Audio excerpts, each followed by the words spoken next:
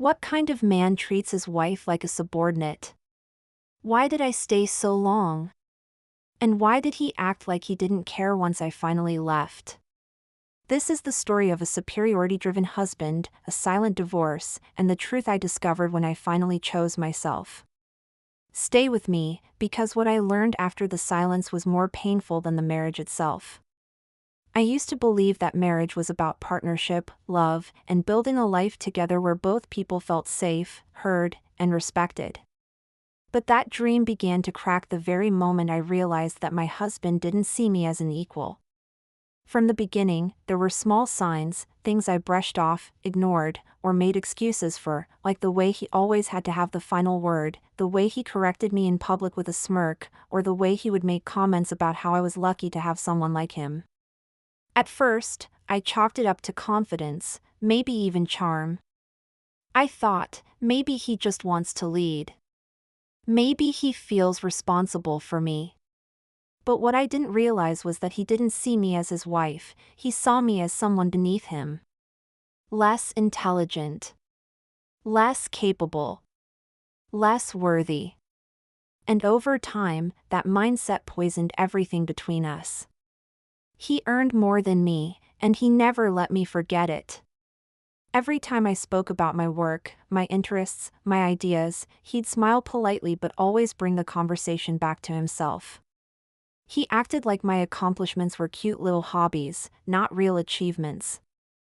And whenever I'd speak up, offer my thoughts, or express how I felt, he'd wave me off or talk over me. I started to shrink around him, second-guessing everything I said, wondering if I was actually being silly or over-emotional. I'd walk on eggshells, carefully choosing my words just to avoid being dismissed or mocked. The worst part was how he masked it all under the guise of being a protector. He'd say things like, "I just know better." Or, "I've seen more of the world, trust me." It was subtle. It was manipulative. And it chipped away at me every single day. I stopped recognizing the person in the mirror. I started to doubt my worth. And somewhere in the quiet corners of my mind, I began to feel invisible, like my life was being lived in his shadow. The breaking point came one night at a dinner with his colleagues. I had worked so hard that week on a proposal at my job that got approved and praised, and I was excited to share it. As I started talking about it at the table, my husband laughed and said, "That's cute, babe. But wait till you hear what happened at my firm." The table laughed with him, and I froze. I smiled through it, but inside, I shattered. That night, I sat on the edge of our bed, and I stared at the wall for hours. That moment wasn't just about a joke. It was about years of dismissal, years of belittling, years of being treated like I didn't matter. I realized I couldn't do it anymore. I didn't want to grow old next to a man who saw himself as above me. I didn't want to raise children in a home where respect was one-sided. I wanted freedom. I wanted peace. I wanted to matter in my own life. The next morning, I asked for a divorce. He thought I was joking. He laughed. Then he got angry. He said I was being irrational, emotional, ungrateful. He tried to remind me of everything he did for me, how he paid the bills, how he gave me a comfortable life. But what he never understood was that no amount of money can make up for feeling small. I didn't need luxury. I needed love. I needed dignity. I needed to breathe without feeling like I was constantly proving myself. I filed the papers within a week. The process was fast because I had already detached emotionally. The love I once had for him had withered from constant neglect.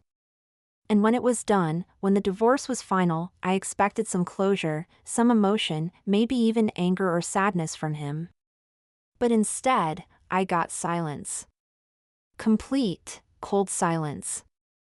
No messages. No questions. No follow-up. It was as if I had vanished from his world the moment I stopped serving his ego. And you know what? That silence told me everything I needed to know. He never loved me. He loved the version of me that fed his superiority. Once I stopped playing the part, I became irrelevant to him. But for me, that silence was a gift. It was freedom. It was proof that I made the right choice. At first, it was hard. Waking up alone. Making decisions alone. Carrying the weight of years of emotional damage. But day by day, I started to heal. I began rediscovering who I was before I became his shadow. I started reading again. I started traveling. I laughed louder, slept better, breathed deeper. I started seeing a therapist, and for the first time in years, I spoke without fear of being interrupted. I cried. I screamed. And slowly, I found clarity.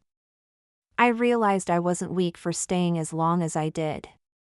I was just conditioned to believe that love meant tolerance. That loyalty meant silence. But now I know that real love is mutual respect. Real partnership lifts you up, not holds you down. And now, I'm rebuilding. Brick by brick. Not rushing. Not needing anyone's validation. Just living life on my terms. I don't miss him. Not even a little. Because I never truly had him. I only had his control. Sometimes people ask if I regret anything. And the truth is, yes.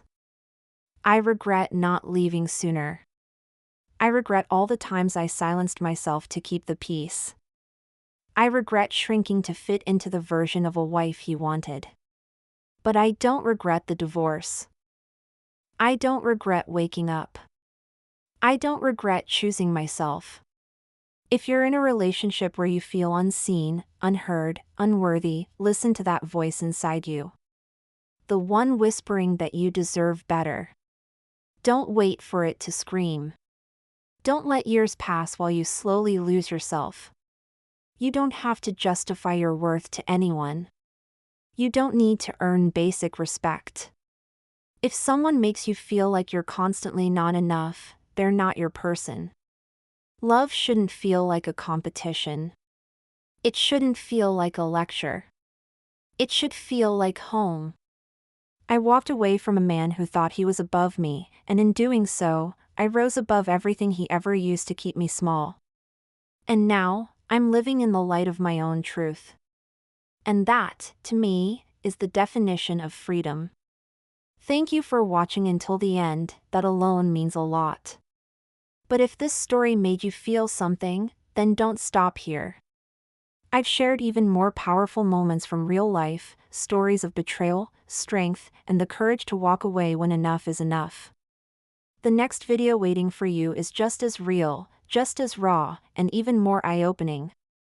Go ahead, click it now, and let the next story pull you in. I'll see you there.